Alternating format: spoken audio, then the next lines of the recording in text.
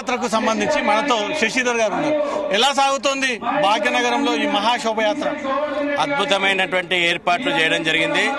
46వ సామూహిక గణేష నిమజ్జనోత్సవం ఆనవాయితీ ప్రకారం బాలాపూర్ లోపల ప్రారంభం చేయడానికి అధ్యక్షులు రాఘవరెడ్డి గారు, ప్రధాన కార్యదర్శిగా నేను, మా కమిటీ సభ్యులందరం కూడా విచ్చేయడం జరిగింది.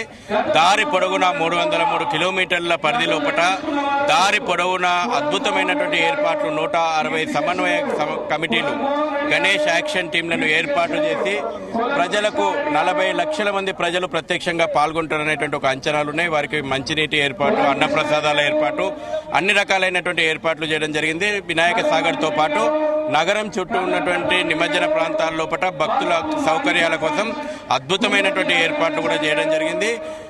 మధ్యాహ్నం 2 గంటలకు చార్మినార్ భాగ్యలక్ష్మి వేదిక ద్వారా, 3 గంటలకు ఎంజే మార్కెట్ వేదిక ద్వారా ముఖ్య అతిథుల ప్రసంగం ఉండబోతా ఉంది. త్రిపుర గవర్నర్ శ్రీ నల్లు ఇంద్రసేనారెడ్డి గారు, అదేవిధంగా శ్రీ శ్రీ శ్రీ సత్యార్థ తీర్థ స్వామి వారు ఉత్తరాది పీఠం అధిపతి, అదేవిధంగా బౌద్ధ మయానంద స్వామి రామకృష్ణ మఠం పీఠాధిపతి వారి యొక్క అద్భుతమైనటువంటి ఉపన్యాసాలు భాగ్యనగర్ వేదికగా ఉండబోతా ఉన్నాయి.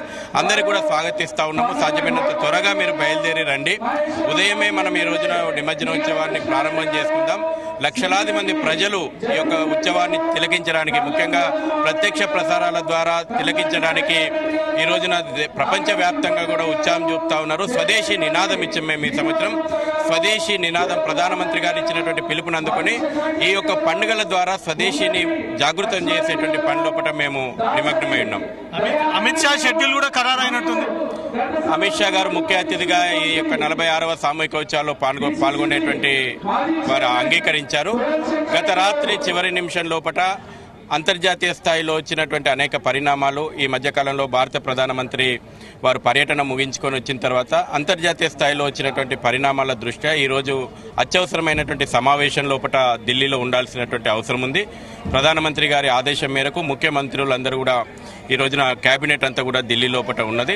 ఆ కారణంగా వారు రాలేకపోయినరు. వారు వీడియో మెసేజ్ ద్వారా యావత్ నగర ప్రజలకు సందేశాన్ని పంపుతా ఉన్నారు. ప్రతి ఏటా ఈ ఏటా కూడా రోడ్డు మీద కూర్చురు, ధర్నా చేసిరు, ఆ ఫెన్సింగ్ చేసిరు, పోలీసులకు వ్యతిరేకంగా నినాదాలు చేసిరు.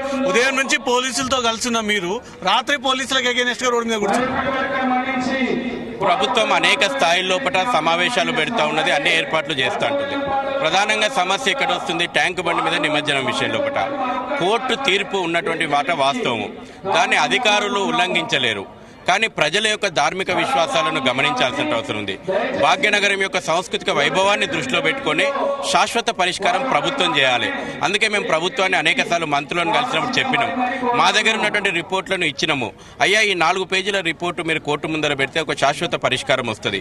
జల్లికట్టు విషయం ఉన్నది. తమిళనాడు ప్రభుత్వం ఆర్డినెన్స్ తెచ్చింది. ఈ రోజు కూడా ఈ నిమజ్జనాల మీద ఉన్నటువంటి ఆంక్షలను ఎత్తివేయడానికి ప్రభుత్వం ఆర్డినెన్స్ తేవచ్చు. అది శాశ్వతమైనటువంటి పరిష్కారం చూపాల్సిన బాధ్యత ప్రజల యొక్క, హిందువుల యొక్క విశ్వాసాలను గమనించి చూపెట్టాల్సిన బాధ్యత ప్రభుత్వం మీద ఉంది. మేము యథావిధిగా ప్రజల యొక్క ఉద్యోగం ఇది. ప్రజలు మా యొక్క భాగ్యనగరం యొక్క ధార్మిక విశ్వాసం ఇది. ఈ విశ్వాసాన్ని మేము కొనసాగించి తీరుతాం. అది ప్రభుత్వం ఏర్పాట్లు చేయకపోతే మేము ఏర్పాట్లు చేసుకుంటామని చెప్పినాము. ఆ దిశగా మేము ముందుకు పోయినాము. మేము ప్రభుత్వంతో సహకరించడానికి రెడీ ఉన్నాము. ఈ ఉత్సవంలో కొనసాగించడానికి ప్రభుత్వంతో అవసరం అనుకుంటే ఆందోళన చేసి మా ఉత్సవాన్ని కొనసాగించడానికి రెడీగా ఉన్నాము. ఇప్పుడు ప్రభుత్వం దిగొచ్చింది, అన్ని ఏర్పాట్లు చేస్తున్నది. నిరంజన్ రెడ్డి గారు ఇక్కడ బాలాపూర్ అధ్యక్షులు, వారికి కూడా స్వాగతం చెప్తా ఉన్నాం. బాలాపూర్ ఒక పరంపర, ఇది ఛత్రపతి శివాజీ పరంపరను, బాలగంగాధర్ తిలక్ మహాశయుని యొక్క పరంపరను 1980 లోపట సామూహిక గణపతి ఉత్సవాల ప్రారంభానికి దారితీసినాయి. ఇదే బాలాపూర్ నుంచి ఆ యొక్క ఉత్సవాల పరంపర ప్రారంభమైంది. ఈ యొక్క మీ ఛానల్ ద్వారా రాష్ట్ర ప్రజలకు, దేశ ప్రజలకు, యావత్ హిందూ సమాజానికి భాగ్యనగర్ గణేష్ ఉత్సవ సమితి శుభాకాంక్షలు తెలియజేస్తా ఉంది.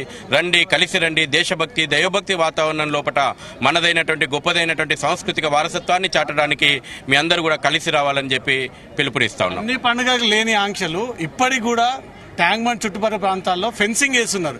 ఎక్కడ కూడా గణనాథులను వేయకూడదు అని.